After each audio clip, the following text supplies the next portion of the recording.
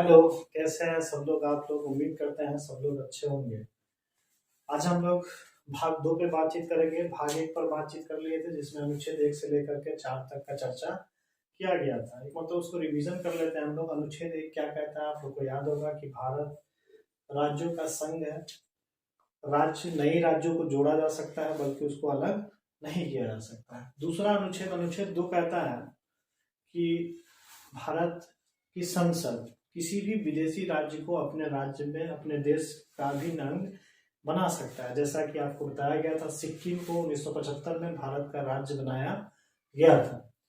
अनुच्छेद तीन के अनुसार बताया गया था कि अनुच्छेद तीन कहता है कि संसद भारत के किसी राज्य का नाम बदल सकती है, उसका सीमा को बदल सकती है, राज्य से काट करके दूसरे राज्यों का गठन किया जा सकता है। जैसा कि आप लोग देखे थे कि बिहार से अलग होकर के उड़ीसा, फिर बिहार से अलग होकर के झारखंड राज्य बना था, उत्तर प्रदेश से अलग होकर के उत्तराखंड, अन्य कई राज्यों का गठन इस आधार पर किया गया है। फिर अनुच्छेद चार आप लोग को बताया गया था कि अनुच्छेद चार कहता है कि जब संसद अनुच्छेद दो और तीन का प्रयोग करेगा तो राष्ट्रपति उसमें किसी तरह का कोई हस्तक्षेप नहीं करेगा। तो लास्टली हम लोग यहाँ तक बात किए थे, कुछ राज्यों का गठन पर भी हम लोगों ने बातचीत किया था।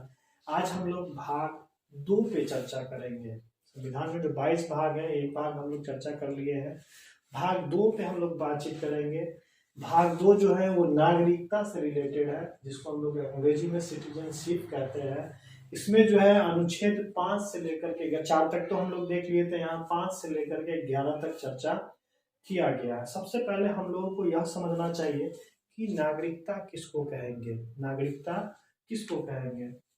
तो आप इसको समझ लीजिए कि नागरिकता क्या होता है, यानी सिटीजनशिप क्या होता है। तो आप समझ लीजिए इसको कि हम लोग जब किसी देश में रहते हैं तो वो हमें कुछ विशेष अधिकार देता है। उसी में से एक विशेष अधिकार जो है नागरिकता का अधिकार भी हम लोगों को दिया जाता है। यानी जब हम किसी देश में रहते हैं तो उसके अंदर रहने के लिए जो हमें विशेष अधिकार प्राप्त होते हैं, उसी में से एक क्या है?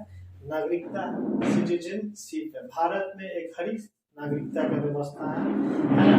अब हम बात करेंगे कि सर एक हरी नागरिकता का क्या अर्थ होता है। तो एक हरी नागरिकता कहने का मतलब होता है कि हम लोग संपूर्ण देश, जितने भी यहाँ राज्य है, सभी में रहने वाले लोग जो है वो भारत देश के नागरिकता प्राप्त करते हैं। जबकि राज्य की जब बात करेंगे तो राज्य के हम लोग क्या है? निवासी है। तो नागरिकता का मतलब होता है कि जब हम किसी देश में रहते हैं तो वो हमें विशेष अधिकार प्रावधान करता है। उसी अधिकार को ही हम लोग क्या कहते हैं? नागरिकता कहते हैं, सिटीजनशिप कहते हैं। इसका सर्वप्रथम प्रयोग जो किया गया वो आपको अरस्तु द्वारा इसके बारे में बताया गया। नागरिकता के बारे में सबसे पहले किसने बताया इसके बारे में? इसका विवरण सबसे पहले कहाँ से मिलता है? अरस्तु। ठीक है, अरस्तु। ठीक है। और ये जो है, ये भारत में जो नागरिकता का कॉन्सेप्ट लिया गया है वो ब्रिटेन के संविधान से लिया गया है। कहाँ से लिया गया है? ब्रिटेन के संविधान से। कहाँ से लिया गया है? ब्रिटेन की संविधान से। अब हम लोग बातचीत करते हैं कि अनुच्छेद 5 से लेकर 11 जो भाग 2 में वर्णन किया गया है, इसमें क्या क्या दिया गया है। सबसे पहले अनुच्छेद 5 पे हम लोग बात करते हैं। तो आप जानते हैं कि भारत जब आज़ाद हुआ 15 अगस्त 1947 को, 15 अगस्त 1947 को आज़ाद हुआ। तो आज़ादी के समय हमें पाकिस्तान जो है हमसे एक अलग देश बना। तो उस समय कुछ रूल रेगुलेशन बना, किस आधार पर नागरिकता मिलेगा, उसी से रिलेटेड है ये। अनुच्छेद 5 कहता है कि संविधान बनने के समय सभी नागरिकों को, सभी को नागरिकता दी गई जो भारत के अंदर थे। कहने का मतलब कि जिस समय हमारा संविधान बन रहा था, यानी जिस समय हमारा संविधान बन गया, संविधान बनकर तैयार हुआ था 26 नवंबर 1949 ईस्वी को, जबकि इसको लागू किया गया था 26 जनवरी 1950 ईस्वी को। तो कहता है कि जिस समय हमारा संविधान बना, संविधान बनने के समय जो भी भारत में था उस सबको भारत की नागरिकता दिया गया। अनुच्छेद 5 के हिसाब से अनुच्छेद 5 कहता है। फिर अनुच्छेद 6 देखिए, कहता है पाकिस्तान से भारत आए लोग संविधान बनने से पूर्व, यानी अनुच्छेद 6 का आता है। चूंकि यह नागरिकता से रिलेटेड है तो इसमें नागरिकता की ही हम लोग बातचीत करेंगे। पाकिस्तान से जो लोग भारत आए वो कब तक? जिस समय हमारा संविधान बनने से पहले पहले तक जो लोग भी पाकिस्तान से भारत आ गए उसको भारत की नागरिकता दे दी गई। अनुच्छेद 6 के हिसाब से इसको कहा गया था। अनुच्छेद 5 क्या कहता है कि संविधान बनने के समय तक जो भी भारत में जो लोग थे उन लोगों को भारत की नागरिकता दी गई। ये पहला।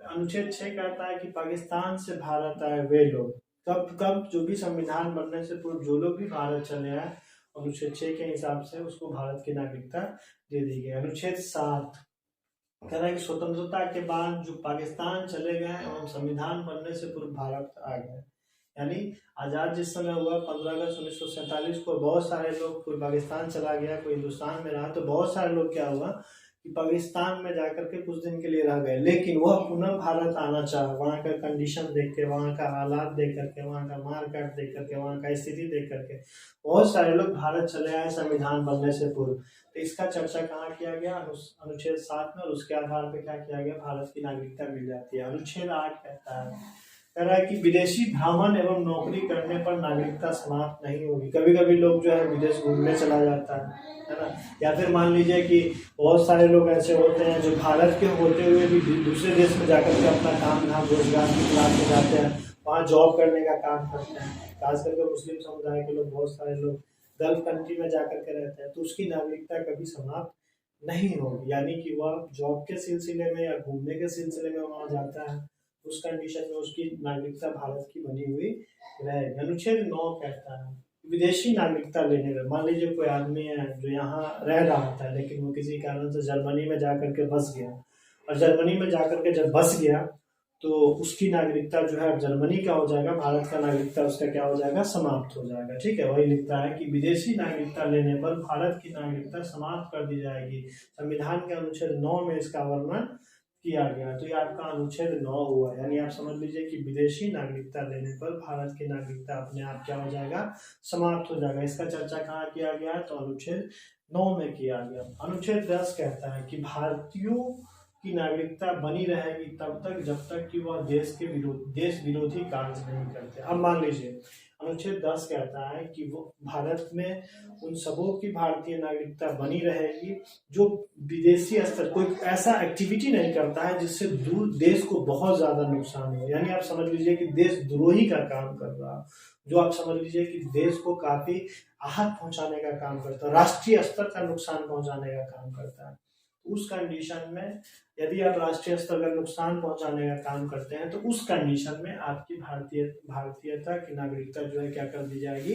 समाप्त कर दी जाएगी। तो भाग 2 में नागरिकता है, नागरिकता कहाँ से लिया गया? ब्रिटेन के संविधान से लिया गया।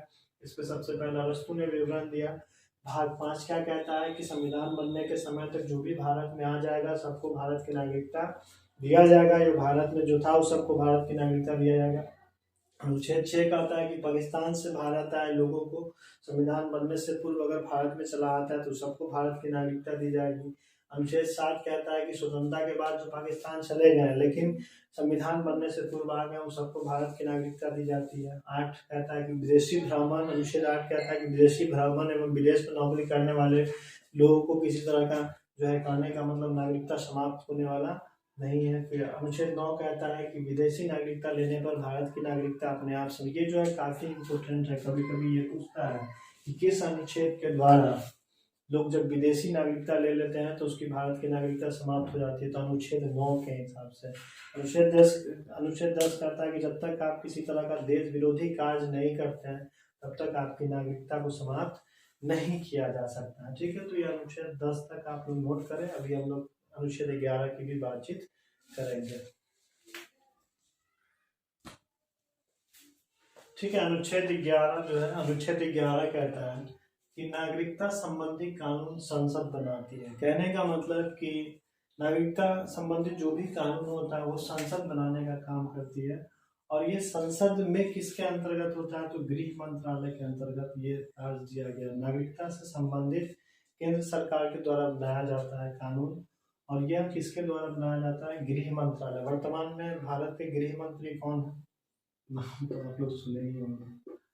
गृह मंत्री भारत के कौन है वर्तमान में? अमित शाह। क्या नाम है? अमित शाह, जिनको लोग मोटा भाई के नाम से भी जानते हैं। काफी पावरफुल आदमी है ये। एक बार जो डिसीजन ले लिया तो ले लिया, बैक टू द पैविलियन होने का काम नहीं करता। ये जो डिसीजन ले लेता है वो करता ही करता है। तो समझ लीजिए कि नागरिकता से संबंधित काम कौन करेगा? कानून बनाने का संसद में कौन मंत्रालय? गृह मंत्रालय इस पे काम करने का काम करेगा। तो ये गृह मंत्री वर्तमान में अमित शाह। भारत के प्रथम गृह मंत्री कौन? भारत के प्रथम गृह मंत्री सरदार वल्लभ भाई पटेल।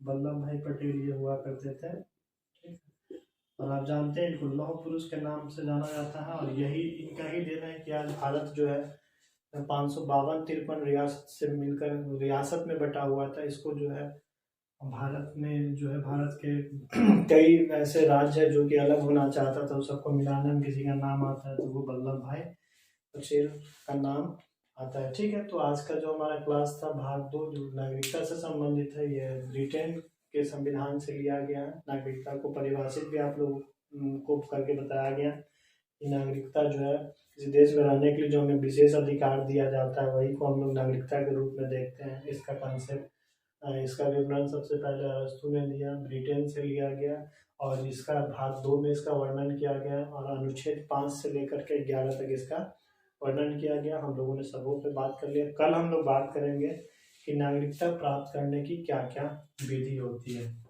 नागरिकता प्राप्त करने की क्या क्या विधि है, इस पे हम लोग कल बातचीत करेंगे कि कैसे कैसे नागरिकता प्राप्त कर सकते हैं। 2-2 दिन का क्लास चलेगा, 2 दिन पोल साइंस, आज और कल पोल साइंस चलेगा, फिर जो अगले दिन फिर दूसरे सब्जेक्ट को पढ़ाया जाएगा। आज के लिए बस काफ़ी है। आज हमारे फर्स्ट ट्यूटोरियल को आप लोग जरूर सब्सक्राइब करें, ज़्यादा से ज़्यादा शेयर करें। ठीक है, थैंक यू।